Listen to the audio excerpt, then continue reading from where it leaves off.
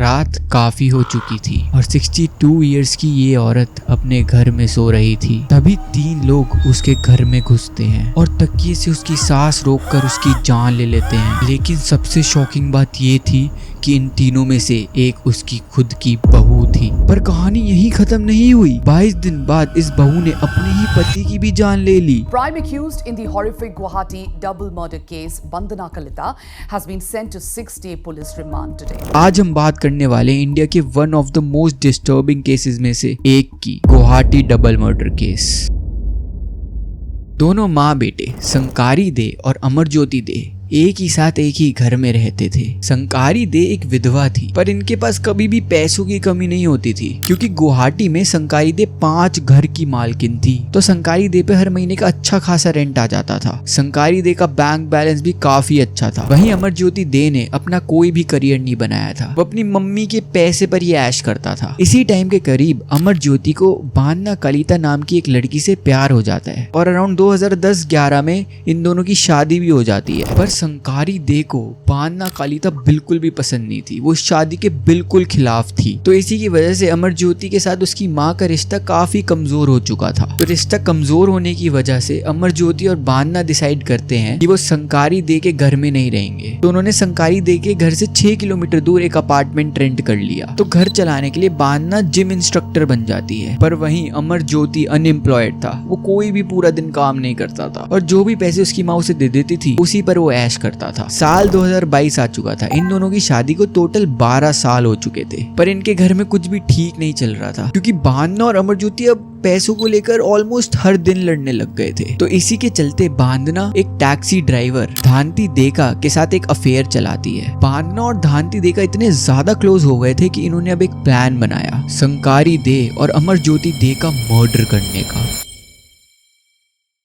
Murder के 7 दिन पहले धांति देका और बान्ना कलिता एक सब्जी बेचने वाले के पास जाते हैं, जिसका नाम अरूप डेका था। अरूप के पापा कैलाश देका देखते हैं कि ये दोनों उनके बेटे के साथ कुछ बात कर रहे हैं। फिर ये दोनों एक बहुत बड़ी मैशेट, कुछ प्लास्टिक शीट्स और थिक ब्लैंकेट्स का जुगाड़ करते हैं और अब ये दोनों अपना पहला मर्डर करने वाले थे।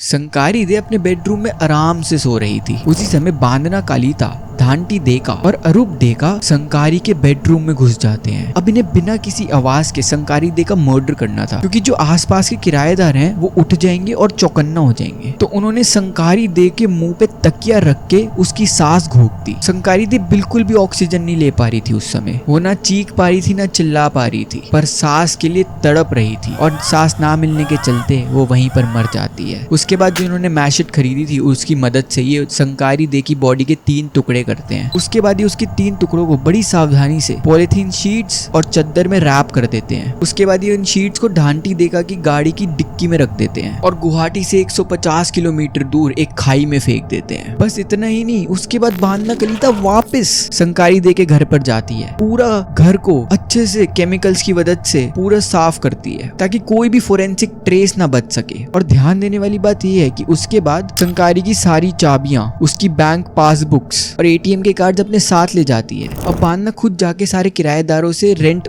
इकट्ठा कर रही थी। जब कोई भी किराएदार बान्ना से पूछता था कि आखिर संकारी दे अब रेंट क्यों नहीं कलेक्ट कर रही, वो कहाँ गई हैं, काफी दिनों से नहीं दिखी, तब बान्ना उन्हें झूठ कह देती कि उनकी सासू माँ एक ट्रिप पर बाहर गई हैं। ये मर्डर करने के बाद बान्ना बिल्कुल नॉर्मल बिहेव कर रही थी, क्योंकि लिटरली बान्ना अपने प्रोफेशनल फिटनेस ट्रेनिंग एग्जामिनेशन के लिए दिल्ली तक गई, जिससे सबको लगे कि बान्ना एक नॉर्मल लाइफ जी रही है। 22 दिन बाद ये तीनों अमरज्योति के अपार्टमेंट में घुसे, क्योंकि बान्ना के पास घर की चाबियां थी तो काफी आसानी से तीनों अंदर घुस गए। पहले तो इन्होंने अमरज्योति को बहुत ज्यादा मारा। इन्होंने किसी भारी चीज से अमरज्योति को मारा ताकि अमरज्योति वापस लड़ ना सके। जैसे ही वो जमीन पर गिरा, इन्होंने उसका गला दबा के किसी तरह सांस रोक के उसको मार दिया। और दिमाग हिला देने वाली बात यह है कि अमरज्योति को मरते टाइम तक नहीं पता था कि उसकी माँ का मर्डर हो चुका है। इन्होंने फिर वही प्रोसेस रिपीट किया, पर इस बार इन्होंने अमरज्योति की बॉडी को 5 टुकड़ों में काटा। उसके बाद फिर वापस से ब्लैंकेट्स और पॉलिथीन शीट्स में उसकी बॉडी को रैप किया और धांति देका की टैक्सी की डिक्की में उसे डाला। उसके बाद ही मेघालय गए और वहां पे किसी खाई में उसकी बॉडी को फेंक दिया। उसके बाद फिर वापस से बान्ना अपने और अमरज्योति के अपार्टमेंट में गई, अच्छे से साफ सफाई करी और उसके कुछ ही दिनों बाद वो घर किराए पे चढ़ा दिया। बान्ना ने फिर जिस मैशेट से उन दोनों के टुकड़े करे थे वो भी एक नदी में फेंक दी। अब बान्ना कुछ ऐसा करने वाली थी जो आप और मैं कभी सपने में भी नहीं सोच सकते। लिटरली अगस्त 29, 2022 को बान्ना पुलिस स्टेशन जाती है और मिसिंग पर्सन की FIR लिखवाती है और पुलिस वालों को कहती है कि अमरज्योति और संकारी एक साथ ट्रिप पे गए थे पर अभी तक वापस नहीं आए हैं। अब बान्ना को लगता है कि वो बच गई और वो अपनी नॉर्मल लाइफ जी रही होती है। वो दिवाली सेलिब्रेट करती है, अलग अलग मंदिरों में घूमती है, अपने जिम में ट्रेनिंग देने जाती है। पर बान्ना अब एक गलती कर बैठती है।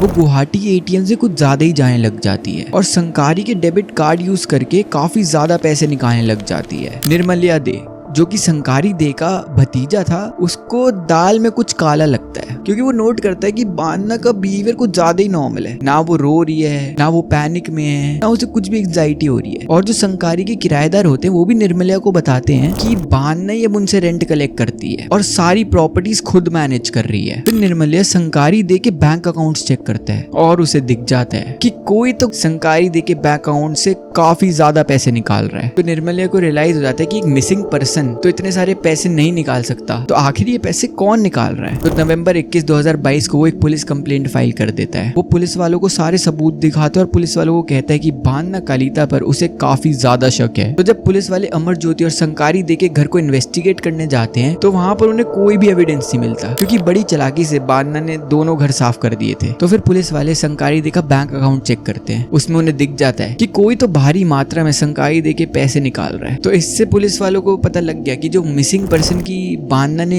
रिपोर्ट फाइल कराई है वो तो पूरी तरह से झूठी है। फिर पुलिस वालों को बस सबूत चाहिए होता है किसी तरह बान्ना को पकड़ने के लिए। तो वो ATM की CCTV फुटेज निकलवाते हैं और उसमें बान्ना दिख जाती है वो पैसे निकालते हुए। फिर पुलिस वाले बान्ना को इंटेरोगेशन के लिए लेके आते हैं। जैसे ही वो बान्ना को CCTV फुटेज दिखाते हैं, बान्ना सब कुछ कन्फेस कर देती है। वो बता देती है कि उसने धांटी देका और अरूप देका के साथ मिलके अपनी सास और अपने पति को मारा है। फिर पुलिस वाले बान्ना कलिता के साथ उन लोकेशंस पर जाते हैं जहां पर उसने बॉडी डिस्पोज करी होती है और एग्जैक्ट उन्हीं लोकेशंस पर बॉडी के कटे हुए टुकड़े मिल जाते हैं। फरवरी 23, 2023 को पुलिस वालों को मैशेट भी मिल जाती है। उनकी बॉडीज इतनी बुरी तरह से काटी हुई थी कि उस पर ऑटोप्सी भी नहीं हो पा रही थी, तो इसलिए डॉक्टर्स ने बोन मैरो से DNA एक्सट्रैक्ट किया और फिर पूरे प्रूफ के साथ साबित हो गया कि ये संकारी दे और अमरज्योति दे की ही बॉडीज है। अगर ये DNA मैच नहीं हो पाता ना तो इन तीनों के जो डिफेंस में लॉयर लड़ता वो ये कह सकता था कि ये तो किसी मरे हुए जानवर की बोन्स है या फिर ये किसी और विक्टिम के बोन्स है जिसके चलते इन पे मर्डर के चार्जेस नहीं लगते। पर फिर भी फायदा क्या हुआ क्योंकि अरूप डेका ने लिटरली बस 233 डेज यानी कि 8 महीने जेल में बिताए और उसके बाद उसे बेल हो गई। सेम धांटी देका ने भी कुछ 8 महीने जेल में बिताए, उसे भी फिर बेल हो गई। बान्ना कलिता ने सिर्फ 265 डेज जेल में बिताए यानी कि कुछ 9 महीने, उसे भी फिर बेल हो गई। मतलब ये तीनों मर्डरर्स खुले आम बेल पर हमारे बीच घूम रहे हैं।